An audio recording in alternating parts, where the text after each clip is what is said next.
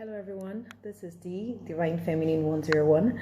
Welcome back to my YouTube channel. I'm sorry I wasn't able to do a recording last week.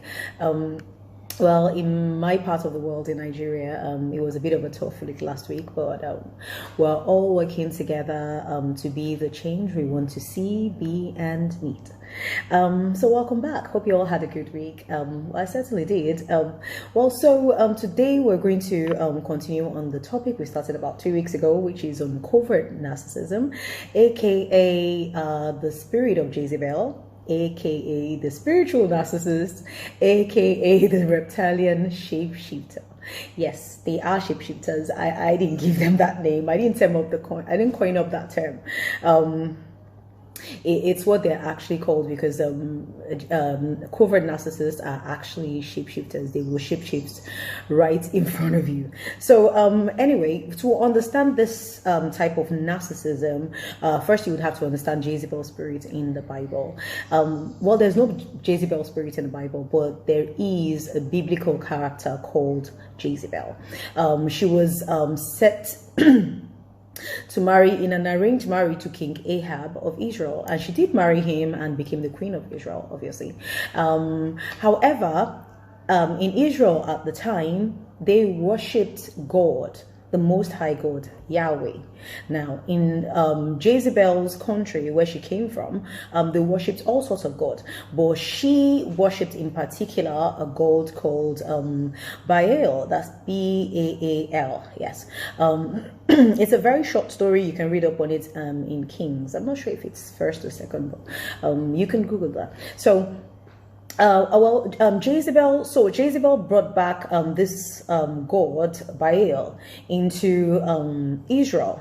And Ahab, you will think Ahab, being the king of Israel, would have stopped her from bringing a false god onto the grounds of the Most High.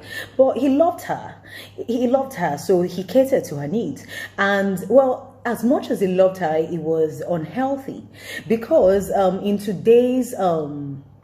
in today's psychology, spirit of Jezebel is covert narcissism is usually referred to as the spirit of Jezebel, and spirit of Ahab is referred to as the codependent. Why? Because it takes a certain kind of weakness to accept certain kind of behaviors. Now, what happened is most of the time when you do find a covert narcissist in very close relations, like in a private relation with or you do find someone in private relations with a covert narcissist, most of the time those people turn out to be codependent. Why? Because of the sort of behaviors they would accept. Now, keep in mind, please, this narcissism, anybody can be a victim of narcissism. It's just it's in higher. I'm talking about the rates now. It's in higher rates that a lot more codependent would be with are more likely to be with covert narcissists. Okay, so let's look at the character of Jezebel in the Bible. She is in the Bible she's notorious. She's absolutely evil, extremely narcissist. Now, the difference between the character and today's covert narcissist is that you will not know until it's too late. They are very, very extremely subtle. The abuse is very subtle, and it happens over a prolonged period of time. Now, it is it is mostly said, it's mostly believed that covert narcissists attack people with more of spiritual gifts. There are two types of narcissists. I'm not referring to the overt type, the obvious narcissist. I'm talking about the covered ones that are harder to detect. So it is believed that this, because it is more of a spiritual side of narcissism, so it is it is believed that they tend to attack people with more of spiritual gifts, whatever sort of spiritual gifts, they tend to, those are more, that they would most likely be the victims of a covert narcissistic attack. So, I'm sorry, bear with me, my throat seems to be closing off for some reason. Sorry. So anyway, So it's a popular belief that they would attack those sorts of people a bit more, and as we get towards the end of the point, you would understand why. So we'll get to that point in a bit. So let's look at the story of Jezebel. So back to the story of Jezebel. Sorry. So she would have, Ahab didn't stop her. Ahab catered to her. He even built a temple for Baal, and at her demand, he would kill his own people. So he turned against his God. He turned against his own people, at the expense of this woman. So that makes it really, really, you can understand the level of manipulation Ahab would have been under to actually turn against his own God and his own people to please her. And so at the end of the story, like when she was set to be killed by Jehu. So Jehu goes to the palace to kill her, and she would, instead of begging for her life, keep in mind both the covert and the overt narcissists are very grandiose people. The difference is that with the overt, you tend to see it more, it's more obvious. The covert, because they're a bit insecure, so it's not in your face, it's very subtle. It's just when you come in very close contact with them, then you realize that they're actually very grandiose. It's just on the down low. So anyway, so when she was set to be killed, the grandiose side of her, she actually got all glammed up and trying to seduce her killer, because that's what a narcissist will do. They would use all forms of seduction to get whatever it is out of you. And keep in mind, it's not love, it's control. For them, it's all about control. They have the incessant need to win. They have the incessant need to be in control of you. As far as a covert narcissist is concerned, the other party is their property. They own them, So that's why they feel the need to use all sorts of abuse tactics like manipulation, gaslights, and everything. It's to put the victim in a mental prison. Now, okay, so she tried to seduce her killer. That didn't work. She was thrown out the window and eaten by dogs. Anyway, back to so let's compare Jezebel and the modern day narcissist. So I did put down a few points. I just said down a few points. So the narcissist has no empathy. The covert narcissist, both the overt and covert, but today we're focusing on the covert narcissist, which is more of the spiritual side of things. So they have no empathy, none whatsoever. Like Jezebel, they have no problem inflicting pain on people. They would, they derive pleasure in making the other person miserable. Now, why that is, we'll still get to all that actually, is because they need to keep you in low vibrations. And again, we'll explain it towards as we go along, so that we don't digress. Okay, so outside of empathy, they will use manipulation. They will use all forms of confusion and gaslighting. Now, what's gaslighting? I mean, that term was from a movie called Gaslight. Well, in this movie, this man, for whatever reason, I mean, obviously he was a covert narcissist, was trying to drive his wife crazy. Not drive her crazy in the playful kind of way, but he wanted to literally make her mental, literally. So what happened was she would come in, drop her toothbrush, for instance, I'm just an example, on the table, and he would pick it up and put it on the bed, and she would come back. I mean, it seems really light, but keep in mind, over a prolonged period of time, you start to question reality and think you're probably, something is going on, I'm forgetting everything. So she would come in and say to him, well, I know that I dropped my hairbrush on the table. And he's like, no, sweetie, you dropped it on the bed.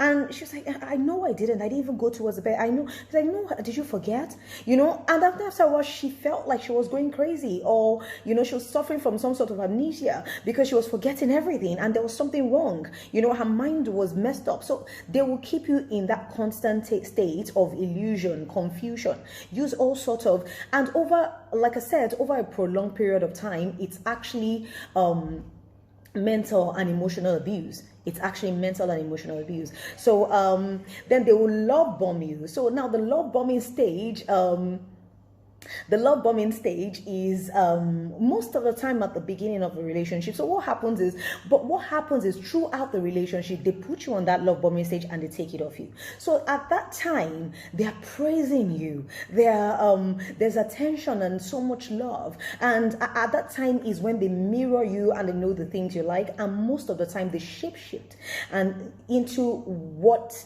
they believe you would like. Now, at this time, there's a mask on.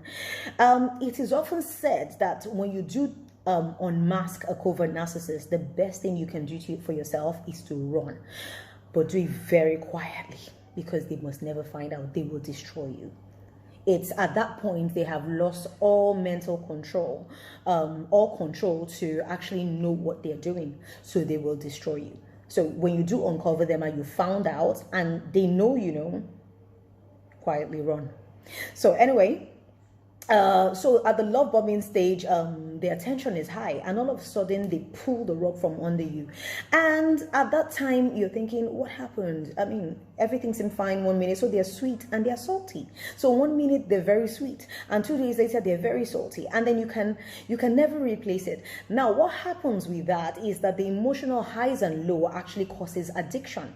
Now, this is a skill that covert narcissists are very, very good at. It's a system they use. It's a skill, and it causes bonding. It makes you addicted to them. The emotional highs and lows. So today everything is fine, tomorrow it's not fine. So psychologically, you're addicted to this person. Now, what actually makes all this scary is that every single narcissist on earth actually behaves the same. That's the scary part. It's like a collective of people that are being taught or trained by the same person. It's the same. There's a method to their madness, and it's the same with every one of them. And that's what makes it very scary. And that's where the spiritual side of it comes into play.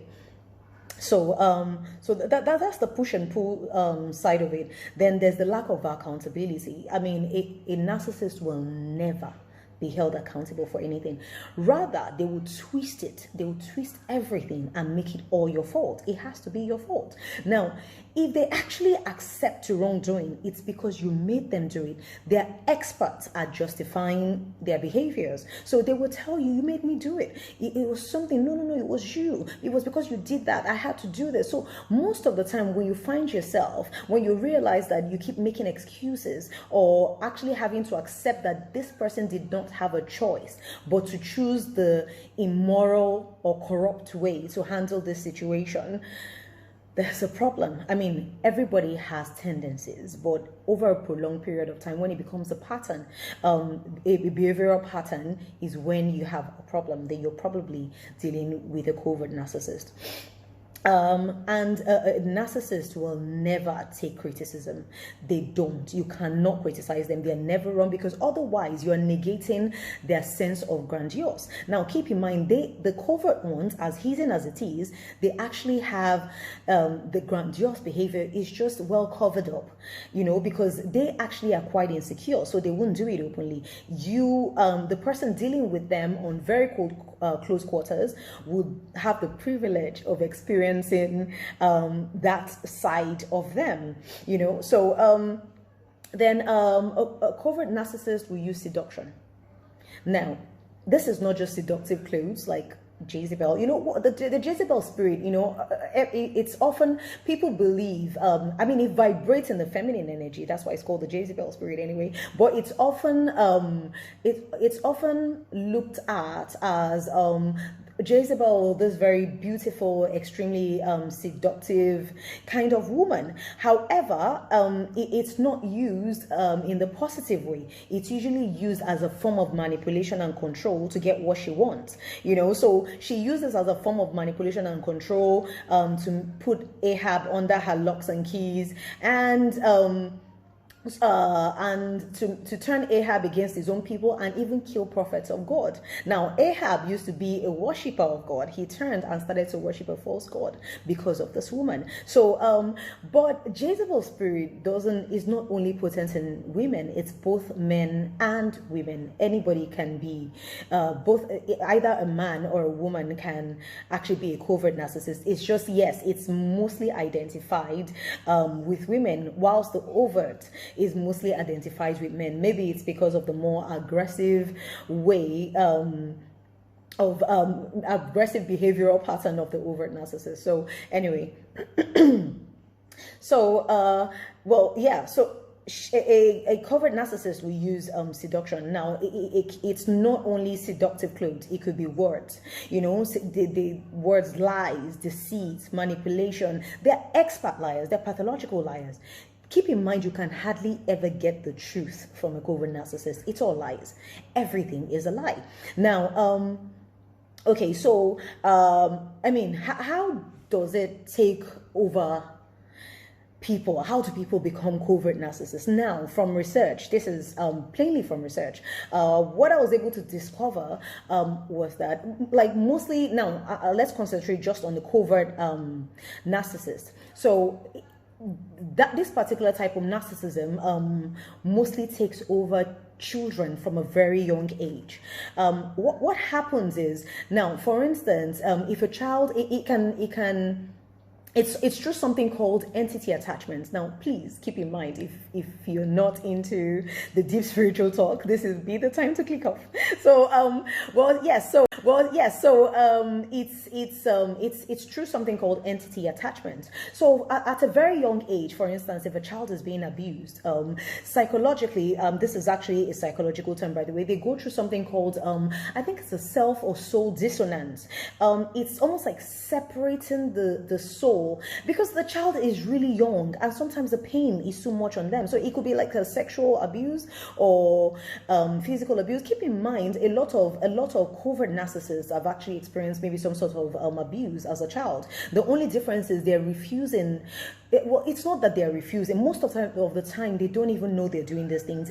That's why it's called an entity attachment. You know, they just tend to do things, and but it's very dangerous to the victim, extremely dangerous to the person, both their health and their well-being, because it can lead to destruction, it can lead to suicide, it can lead to anything, you know, and even their health can deteriorate so much, it can lead to maybe cancer or high blood pressure or whatever it is, you know, which is very dangerous. And, you know, at the end of the day, these people go their jolly way and that's it. So anyway, so as a child, the pain being inflicted on the child becomes a bit too much for the child to bear. So the child does some sort of a separation, only because, so it's almost like it's only the host is being attacked by the abuser, you know, so like the soul goes away. So at that moment of open window now, what are entities? Like, they're non-human spiritual beings. So there are two types of entity.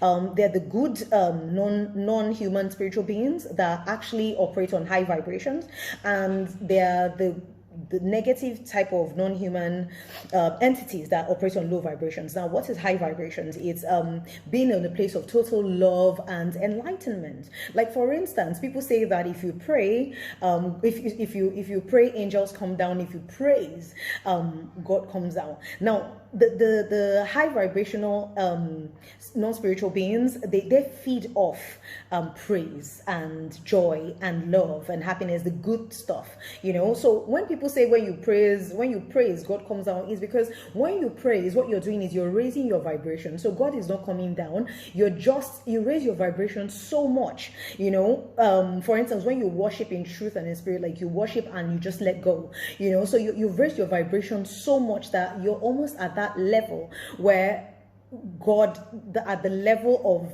God's vibration, because God vibrates in the highest level of love, you know. So once you're vibrating, you're praising and you let go and you're vibrating in trust and peace and love, you're at that level where you can only just whisper as opposed to even shout about it. So on the other side, the negative vibrations is when you go through anger, rage, shame, fear, especially shame and fear, even anger, they're all really bad, because what happens is they're the lower vibrational entities that they feed off these emotions. That's what it is. That's why your emotional health and your mental health is very important. So these lower vibrational entities actually feed off negative emotions. They feed off fear, they feed off, so because they are non-human spiritual beings, the one that feeds off anger wants to experience anger as a human being. Now it's not human, so but it needs a host to operate, it needs a host to feed off, so what happens is they take over, they attach themselves to, so if you get angry all the time, if the person gets angry all the time, the entity that feeds off anger would attach to that person, and so that's why it's very important to always have your vibrations raised, to be in the best version of yourself, to be in a place of peace at all times. Now, like I said in my last video, the job of a narcissist is to come and take that away from you. They mess your mind up to keep you in that low vibrations. Why? Because they have entities. Their entities need to feed. So their entities feed off low vibrations. Now they need to argue and fight and shame you. And so you're in that permanent place of anger, rage, shame. You're feeling bad about yourself. They make you feel guilty all the time. You're doing this wrong and you're feeling bad and you're feeling down.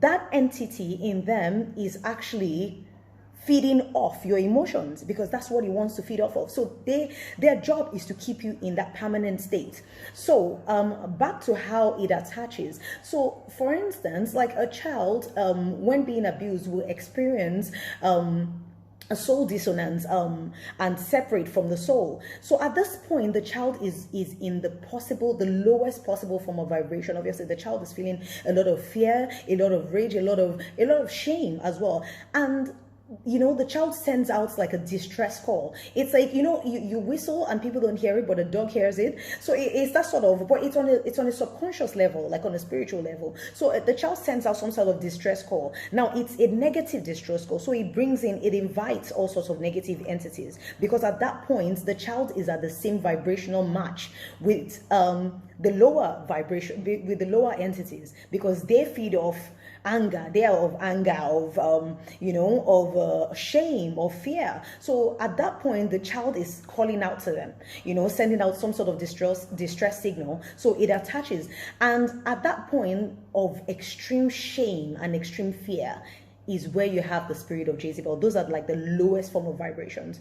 That's where you have the spirit of Jezebel. So this spirit comes like, please keep in mind, this is all on a subconscious level. So it comes like telling the child, oh, I'm your friend. If you let me in, like all those children that have like imaginary friends. But sometimes the child is not even aware. Most of the time, it's like I said, this is a spiritual thing. The child is unaware on a physical level. So this is all subconscious. The spirit comes and says something like, I'm your friend. If you let me in, I'll take the pain for you. So subconsciously, the child lets the spirit in, and at that point, the spirit takes over. So the child grows up and they have all this, and you're thinking, who taught you all those things? Anyway, as an adult, you're telling this person that, look, I've noticed this in your behavior, or you just realize that you're dealing with a covert narcissist, and you point it out to them. Now, most of the time, obviously, they'll turn it around and say it's you, because they can't see it. Now, the thing is, most of the time, because it's been there, that entity has been in their subconscious since when they were children. So it's embedded so deeply in their subconscious. They don't even know. They don't know where the entity starts and where they stop. Everything. So even they don't know where their thoughts, where it starts, or where the entity takes over. They don't know. Everything is one. So they can't see it. They don't even know they've got these things inside of them. So that's what happens. So that's how, from research, a covert narcissist attaches to a host. I did mention earlier that most of the time they tend to go after people with spiritual gifts. Now, we're all put on earth for a reason. We're all in the universe for a reason. People are different. Some people are inventors. Some people are spiritual gurus. They're teachers. Some people are motivational speakers. Now, these people were all put on earth with some sort of gift or the other. It's supposed to be used to raise the vibrations of the earth, to make people feel better about themselves, maybe through prayer, maybe through motivational speaking, maybe through meditation, depending on whatever faith you identify with. I identify with the Christian faith, so mine will be through prayer. Now, these people with spiritual gifts are usually the spiritual leaders, the spiritual teachers. You know, they help people, they pray for people, they uplift people, they motivate people, you know. So it's you know, it's all, they're put on the earth to raise the vibrations, to take people out of the lower vibrational state, you know, into higher vibration. So that helps people. You're in a better frame of mind, and when you are in that frame of mind, you can be wealthy, because you can attract wealth. You're in a better, you're in a positive state. So being in a positive state, when you're praying, you're connecting to source, you know. So you know, so it is said that these entities go after those people, like people with some sort of gifts. Why? Because these people are supposed to help a collective. They're supposed to help a group of people, a large group of people, maybe 1,000 or 2,000 or 3,000 people. Why? Because, you know, they hold seminars, they hold, people listen to them, people believe them, people hear them. Do you understand? So it goes after them, because why go after the 1,000 when you can go after the one? So once the one is affected, once the shepherd is affected, the sheep will fluster. You know, the sheep would, you know, scatter pretty much. So that's what they do. Once they're able to bring down the ones that can actually help the others raise their vibrations, they've literally just destroyed about 2,000 people. Or they kept 2,000 people in low vibration. So there's no need going after the masses when they can go after the prime. So sometimes what I'm trying to say in essence is, I mean, when people are going through so much, and it's maybe the people in their lives, you know, the enemy would not go after empty vessels. So sometimes when the problem is so much, just think of it as a positive. Maybe you are here to be of service to the world, which is a great assignment. So thank you. I was trying to really rush through this. I don't want it to be too long, but I love you. See you next week. Bye.